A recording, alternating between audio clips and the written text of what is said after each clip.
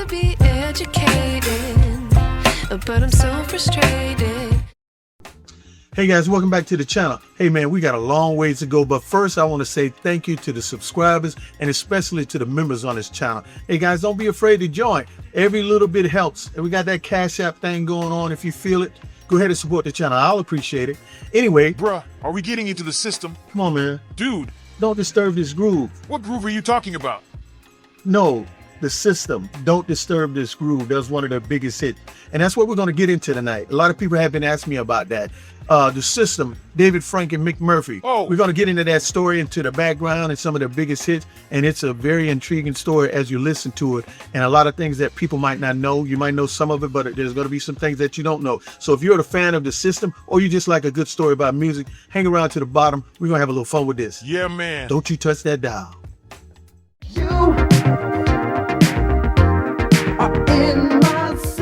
Man, come on, y'all. That funky synth groove right there? That pocket is so nasty that you're gonna need to get a bar of soap and a wash rag to clean yourself up after listening to that stank bass line right there. Huh. And I remember when it first came out back in the 80s. I was just a young cat just beginning to understand the synth grooves and just starting to play in a local band. And the parts you hear sound so simple these days because today you can sample that part in 3 seconds or program a machine to play it for you. But back in the day, this band called The System was way ahead of where most of us were at, and crazy as it sounds, we and most bands in the area just didn't have all the right equipment. Hey, we were broke wannabes, and could never get our live version to sound like the record. That tells you that David Frank along with Mick Murphy were way ahead of their time back then. And because some of y'all keep bugging me about this group, we're about to find out just why. Just why these cats in The System were one of the hottest post-disco or boogie funk groups to catch the ears of the public who wanted to continue to pack the dance floors after disco blew up in that baseball stadium. You ready to get that 80s flavor in your system? Well, put on your dollar store earbuds. Yeah, you know how you do. Let's get it then, my people. Now you see, the story of The System is a masterclass in how two seemingly polar opposite musical worlds can collide to create an absolute revolution in sound. To truly understand the genesis of this incredible partnership, we have to look back at the late 1950s, when David Martin Frank was born on November 13, 1957, right in the quiet Boston suburb of Weston, Massachusetts. David was a child prodigy on the classical piano, winning composing competitions by the 5th grade and eventually studying at the prestigious New England Conservatory. His trajectory shifted forever when an instructor introduced him to the electronic textures of Wendy Carlos, sparking a deep fascination with synthesizers that would lead him to buy an ARP Odyssey with borrowed money immediately after graduating from the Berklee College of Music. You know, the development of synthesizers, going through it and being able to actually buy them if I wanted to, reasonably priced ones. You know, that was actually pretty exciting. A lot of what electronic music is based on now sort of developed, during the 80s. So actually being able to participate in developing that music and basically using the technology and combining it with all kinds of music was really, really a great experience for me. Now, while David was busy mastering the technical intricacies of the keyboard, Michael Austin Murphy was coming of age in Jamaica, Queens, New York at the time. Mick was born in Raleigh, North Carolina on January 9, 1958. This dude was a self-taught natural who spent his childhood imitating the Jackson 5 and Aretha Franklin, joining his first band at the tender age of 13 and honing his masterful stage presence in social clubs all across Queens. My mom really pushed me into music. I was kind of a tech head, egghead, but I also could sing at a very early age. She got me into the first band I was in, the Soul Shakers, because she was friends with the guitar player's mother. And my mother and her were in social clubs together, and they would always work it out so that our band would be the opening band, for whatever big band they had at the show. And that's kind of how it all began, doing Jackson 5 covers and doing whatever soul songs were out at the time. During this early period, Mick also began working his way through the competitive local circuits, eventually joining the prominent New York funk and R&B group, the Jack Sass Band. Serving as their lead vocalist and guitarist, Mick held it down as part of the house band at a popular Manhattan club called The Cellar, which was a full subterranean restaurant that completely transformed into a packed, high-energy music club at night, sharing the stage with heavy-hitting local musicians like legendary fusion drummer Omar Hakim. It was here they shared a friendly rivalry with another rising local band called Der Kinky Fox. which featured a young Johnny Kemp. He was the same guy who would later blow up with the massive anthem Just Got Paid. As the 80s approached, Mick's studio reputation grew, leading him to lay down vocals for a studio group called Flowchart, which was run by international producers Jacques-Fred Petrus and Christian Carbaza, who were looking to cash in on that underground New York groove. By the early 1980s, both of these talented cats were navigating the competitive New York City session scene. But it was a group called Clear. Yeah, that band, the ones who did that hit song called Winners.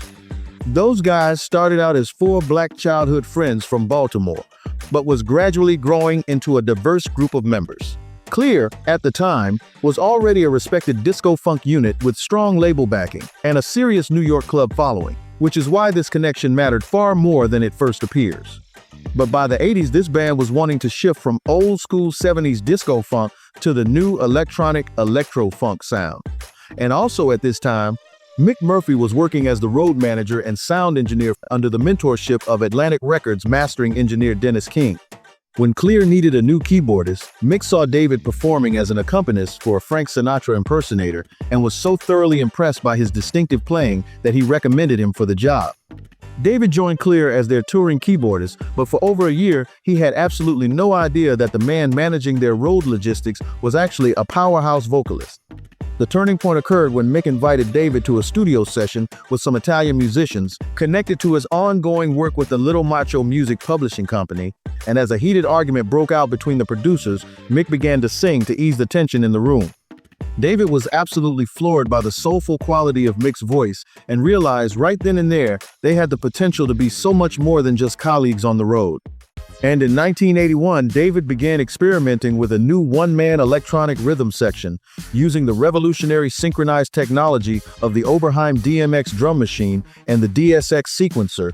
He spent a whole month meticulously crafting an intricate electronic track that he originally intended for his upstairs neighbor in the music building, a then unknown hopeful, but a later superstar singer named Madonna. Yeah, bro, Madonna was still early in her pre-fame grind at this point.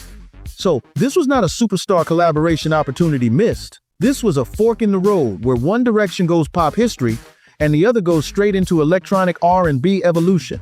The night before they were scheduled to record a track called Crimes of Passion, Madonna backed out for creative differences. David Frank's heavy electronic production leaned way too far into R&B for the mainstream pop direction she wanted to take, and she also flat out refused to record without bringing in her own live musicians. Now that was about to be a major problem for David. See, he had been swapping his session keyboard work for earned promotional studio time to do his own recording on the side, and it looked like a massive opportunity was about to go right down the drain. So, David made a quick pivot and called up singer Mick Murphy to meet him at David's apartment. Mick arrived panicked and stressing about what he was walking into. But the second he stepped inside and David flipped the switch on that Oberheim synthesizer system, all that worry just vanished. Mick stood frozen on the floor as he listened to that bounce coming off the walls. It was a perfect, heavy electro-funk sound he had been dreaming about. It was a beautiful fusion of European electronic groups like Kraftwerk and Gary Newman, but laced with that heavy, soulful American funk bass line. The thing is, when Madonna walked away, she also took her vocal melody and the song title with her. So now, if they were to save David's upcoming studio booking, Mick had to pick up a pad and a pen and start writing a brand new set of words to match the raw energy of this absolute banger they would call It's Passion. That heavy synthetic low end was possibly about to become the signature heartbeat of a brand new musical era. The duo headed straight into Bolognese Studio in the Long Island area the next morning. They partnered up with engineer Craig Bishop to lay down the vocals, mixing the track under its original title, In Times of Passion. It was a grueling, all-night marathon session. The next morning, Mick took that fresh studio master tape straight over to Atlantic Studios in Manhattan. He handed it to legendary mastering engineer Dennis King, who cut the raw sound onto a 12-inch vinyl acetate disc, giving Mick a physical copy he could take out into the music world and use to get people listening to this new collaboration he and David had created. Mick figured he would take it straight to the DJs at Danceteria and the Roxy to ask them to play it, hoping that would create a street buzz for their new sound. However, Dennis King gave him a tip that would change everything. He let Mick know that Mirage Records was actively hunting for that exact 12-inch club sound, since his facility regularly handled the mastering for Mirage's dance catalog. He advised Mick to head over to their offices and drop label president Jerry Greenberg's name. So Mick took that advice and went straight to Mirage Records. Though he could only hand the wax to A&R director Jim Delahunt at first, Delahunt was so blown away by the track that he immediately hauled Jerry Greenberg into the room for a listen.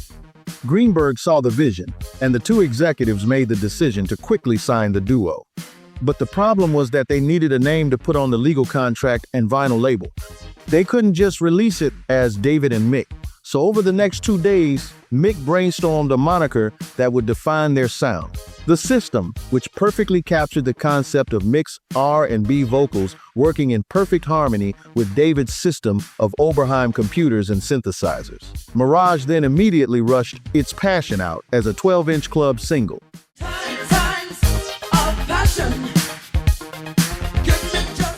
Within just 3 short weeks, It's Passion exploded onto the New York airwaves, turning into a massive radio hit. But the crazy part is, the duo wasn't even in New York to watch it happen. Mick Murphy was still out on the road working his day job, managing the tour for the funk groups Change and Clear, while David Frank was playing keyboards on the exact same tour.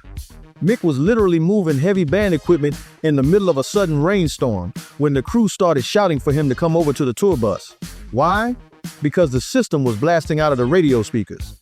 Mick finished out the final 2 weeks of that tour, and only then did the duo head back to start work on their 1983 debut album.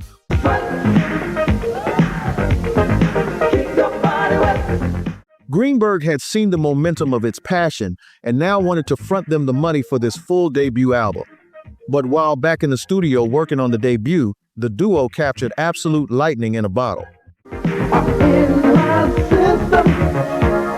They happened to cook up a brand new track called You Are in My System, an electronic funk masterpiece with a pop hook so massive it completely hijacked the label's plans now. They bypassed their original strategy and rushed this new track out to radio as the album's lead single. Within weeks, You Are in My System exploded onto the airwaves, turning into the definitive breakthrough hit that exposed them to the world, while It's Passion became only the foundation of the debut album. And this is where the story really opens up. Rock icon Robert Palmer heard You Are in My System bouncing out of a Paris nightclub. He recorded his own rock-infused cover version that very same year. That single move pushed the song straight onto international rock playlists, expanding their reach across the globe. As the mid-1980s rolled on, the System became true architects of the decade's signature sound. Yeah, man, the high-energy, futuristic synth groove of the Pleasure Seekers became a defining track of the mid-80s aesthetic, earning a prominent feature as a theme song on the hit television phenomenon Miami Vice. They landed tracks on massive Hollywood soundtracks like Beverly Hills Cop and Coming to America, and even popped up on screen in the legendary breakdancing classic Beat Street. Their studio wizardry was so heavily respected, David Frank personally stepped in to play that unforgettable, iconic mini-moog bass line and synth work on Chaka Khan's Grammy-winning smash, I Feel For You. He also handled the instrumental arrangements on Phil Collins' massive hit Sussudio. Zoom out and look at the big picture. This wasn't just everyday session work. This was the sound of an entire decade being engineered in real time by the exact same hands behind the System. So, as I try to wrap this thing up, and by the way, thanks for hanging in there so far, but I know y'all didn't think I forget about the big one. Man, in late 1986, David Frank began working on a musical track that he initially worried was too jazzy or quirky to be a commercial success. He spent 3 days refining the groove, eventually presenting it to Mick Murphy, who recognized the potential immediately, but suggested a structural change that would make history. He saw that if he took the song's bridge and made it the chorus, that decision would become a blueprint moment, and it would sound like this. Pay attention, how you listening? You're my favorite. Yes, sir. That track became Don't Disturb This Groove, a sophisticated blend of techno-funk and R&B soul that helped define what later gets called boogie. Hang the sign upon the door. Don't disturb this groove. Released in 1987, the song defied negative expectations from all the naysayers, who were proven wrong when the track surged to #1 on the Billboard R&B chart and reached #3 on the Hot 100, becoming the biggest success of their career. This was not just a love song. The impact of Don't Disturb This Groove stretched far beyond the 80s, and was also covered by a few other big artists. After one final album in 1989 titled Rhythm and Romance, the duo disbanded as the industry shifted toward New Jack Swing. Mick Murphy released a solo project, Touch, in '91, while David Frank moved into LA and transitioned into high-level songwriting and production. The System reunited in 2000 for the album ESP, proving the chemistry never left. They followed with System Overload in 2013, returning to their electronic funk foundation, dropping the powerful track People Get Up alongside hip-hop royalty. These boys did way more than I have time to go over, so just know there was way more to the grooves they laid down than just this. But today, their legacy stands firm. They are widely recognized as foundational architects of electronic R&B, and the Emocio Electro sound they built continues to shape modern production, proving that when human emotion meets machine precision, the result does not age, it evolves. Yeah, man, that's an interesting story, man, about a band that kind of started me out back in the day when I was in my late teens, early 20s and stuff like that, getting into playing with bands and making money. But there's even more to it, you know what I mean? David Frank, hey, that guy, along with being a pioneer, he had something to do with Kashif also. You know, Howard Johnson, that song So Fine, was actually something that Kashif worked on, but the next album by Howard Johnson was actually done by David Frank and Mick Murphy. They took over where Kashif left off. All of these guys were in cahoots, and you know, even Hubert Eves, all these guys back in that day, they were building something up there in the New York area that turned out to be something pretty big back in the day. And David Frank even worked with M2 May on that Juicy Fruit, along with Bernie Worrell. Most people might not know, are playing those keyboard parts. When it come down to stories like this, man, what happened after disco, there's a lot to it. You got to look it up. You got to do some research, read some stories about it. It's quite interesting. And I hope you appreciate this type of stuff on the Music Mindset channel, because that's what we're doing. We're trying to tell you the things that you might not even know you need to know. I'll check you guys out next time.